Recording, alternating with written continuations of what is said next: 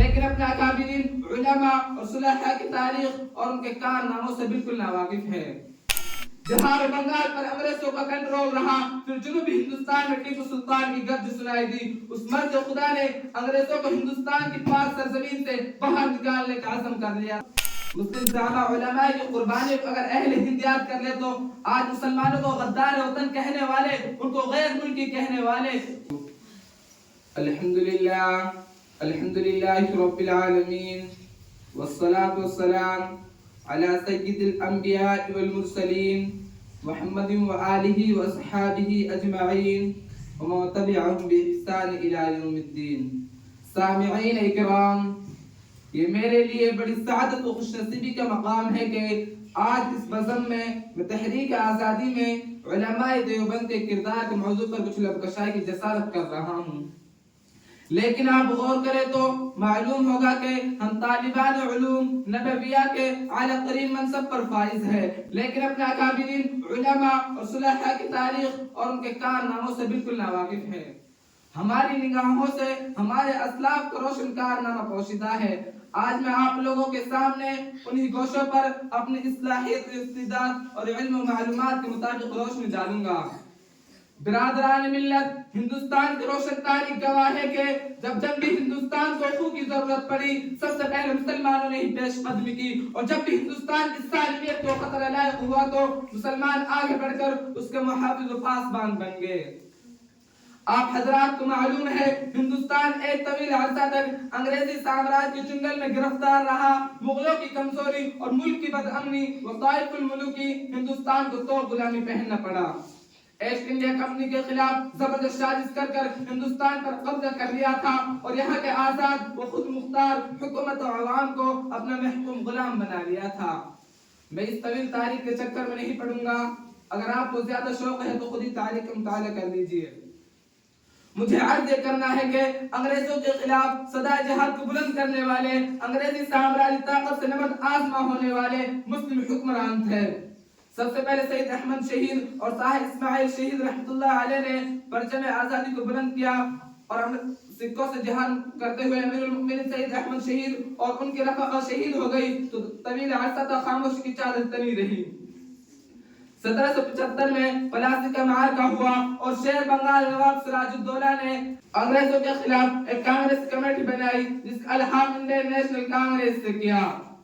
ایک جلاد الحکومت بھی بنائی تھی، علامہ سندھی اس کے وزیر اعظم تھے۔ 1775 میں پلاسی کا معرکہ ہوا اور شیر بنگال نواب سراج الدولہ نے ایسٹ انڈیا کمپنی کے خلاف علم جہاد بلند کیا اور انگریزوں سے ٹکر لی، مگر اس کے سپہ سالار میر جعفر کی غداری کے باعث فتح شکست سے بدل گئی اور ہندوستان کا طویل حصہ انگریزوں کے قبضہ قدرت میں چلا گیا۔ بہار و بنگال پر انگریزوں کا کنٹرول رہا، پھر جنوبی ہندوستان میں ٹیپو سلطان کی گرج سنائی دی۔ اس مرد خدا نے انگریزوں کو ہندوستان کی پاک سرزمین سے باہر نکالنے کا عزم کر لیا تھا، مگر اس کے ساتھ بھی غداری کا معاملہ ہوا۔ اس کے سپہ سالار میر قاسم نے غداری کر کے ہندوستان کو صدیوں کے لیے انگریزوں کی غلامی میں دینے کا راستہ ہموار کر دیا اور ٹیپو سلطان مادر وطن کی حفاظت کرتے ہوئے میدان جنگ میں شہید ہو گئے۔ اس کی شہادت پر انگریز افواج کے جنرل نے بڑے فخر سے کہا تھا، اب ہندوستان ہمارا ہے۔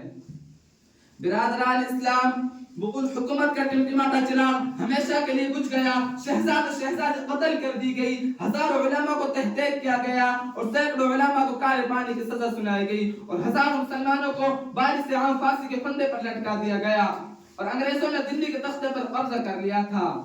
غدار 1875 میں جن بڑے علماء اکرام نے شرکت کی ان میں مولانا محمد قاسم نانوتوی، مولانا مملوک علی دیوبندی، حافظ ضامن کاندھولی، مولانا محمد جعفر صاحب تھانشری، مولانا رشید احمد گنگوہی اور دوسرے جید علماء شریک تھے۔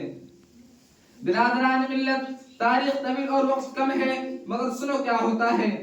1875 کے بعد ایک دور کا اختتام ہوتا ہے تو نئے دور کا آغاز ہوتا ہے۔ 1875 کے خونی انقلاب کے بعد مسلمانوں پر مصائب و آلام کے جو پہاڑ توڑے گئے، ان کے زوال انقلاب کی کیفیت ان پر طاری ہوئی، اس سے ان کو وجود کا خطرہ لاحق ہو گیا، تو ایسے نازک وقت میں ایک اسلامی مرکز کی شدید ضرورت تھی۔ لہذا حافظ عابد حسین صاحب، مولانا محمد قاسم نانوتوی صاحب، حضرت حاجی امداد اللہ مہاجر مکی رحمت اللہ صلاح مشور اور نگرانی سرپرست میں ایک مرکز کی بنیاد رکھتے ہیں۔ 1866 کے مطابق 15 محرم الحرام 1283 بروز بدھ کو علم و فن گلشن قاسمی الہامی انداز وجود میں آیا۔ اس کا مقصد ایک طرف ہندوستان میں شمع دین کو روشن کرنا تھا اور دوسری طرف انگریزوں کے خلاف مجاہد کو تیار کرنا تھا۔ قال اللہ قال رسول کی صدائے بلند کرنے والوں کے ہاتھوں میں پرچم آزادی دے کر میدان کارزار میں بھیجنا تھا۔ اور دنیا نے دیکھا کہ مسجد چھتے میں انار کے درخت کے نیچے اپنے استاد محمود احمد کے سامنے زانو تلمیذ طے کرنے والے دارالعلوم دیوبند سب سے پہلے طالب علم محمود الحسن اور سب سے پہلے پرچم آزادی کو بلند کرتا اور انگریزوں کے خلاف تحریک چلاتا، دنیا انہیں شیخ الہند کے نام سے یاد کرتی ہے۔ برادران ملت، شیخ الہند رحمۃ اللہ علیہ نے جو تحریک شروع کی تھی وہ معرکہ بالا کوٹ اور انقلاب 1875 کے بعد تیسری سب سے بڑی تحریک تھی۔ اس کو تحریک ریشمی رومال کا نام دیا گیا تھا، کیونکہ شیخ الہند رحمۃ اللہ علیہ نے افغانستان اور ترکی کی مدد سے ہندوستان میں فوج انقلاب لانا چاہتے تھے۔ انہوں نے ایک ریشمی رومال میں ہندوستان کا نقشہ اور افغانستان کے راستے سے ہندوستان داخل ہونے کا نقش و نگار کی شکل میں افغان بادشاہ کو سمجھایا، مگر یہ رومال ان کے خادم کی جاسوسی کی بدولت پکڑ لیا گیا۔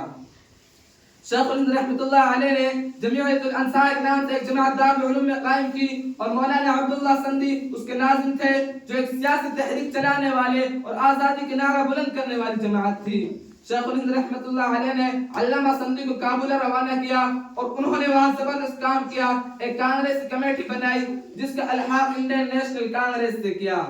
شیخ الہند رحمۃ اللہ علیہ نے ایک ضلع حکومت بھی بنائی تھی۔ علامہ سندھی اس کے وزیر اعظم تھے اور راج مہندر پرتاپ سنگھ اس کے صدر تھے، اور یہ شیخ الہندی تھے جنہوں نے مہاتما گاندھی کو افریقہ سے بلایا اور ان کے بعد ان کو تحریک آزادی کا ہیرو بنا دیا۔ برادران اسلام، شیخ الہند کے کاندھے سے کاندھے مل کر چلنے والے شیخ الاسلام مولانا حسین احمد مدنی بھی تھے۔ قدم قدم پر ان کا ساتھ دیا اور ساتھ ہی گرفتار ہوئے اور مالتان استاد کے ساتھ شریک ہو گئے۔ ہندوستان چھوڑو تحریک میں حصہ لیا، غدار کوشی کو شعار بنایا، ہندوستان کا گوشہ گوشہ کا دورہ کیا اور آزادی کی تحریک میں روح پھونک دی۔ مولانا شبیر احمد عثمانی نے ہندوستان کی آزادی میں زبردست رول ادا کیا۔ مجاہد ملت مولانا حفظ الرحمن سوہاروی، مولانا محمد میاں صاحب، مولانا حبیب الرحمن عثمانی، مولانا حبیب الرحمن الدھانوی، یہ تمام حضرات علماء دیوبند کے ہر اول دستے میں شامل تھے۔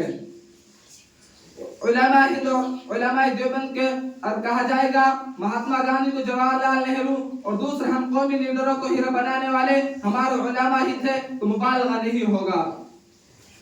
مولانا محمد علی جوہر، مولانا ظفر علی خان، ڈاکٹر مختار انصاری، سیف الدین کچولی، مولانا عبد الباری فرنگی محلی، مولانا ابو کلام آزاد اور ان جیسے سینکڑوں ہم لیڈران مسلم زعما علماء کی قربانی کو اگر اہل ہند یاد کر لے تو آج مسلمانوں کو غدار وطن کہنے والے، ان کو غیر ملکی کہنے والے، دشمن وطن فرقہ پرست اپنے سر سرم سے جھکا لیں گے۔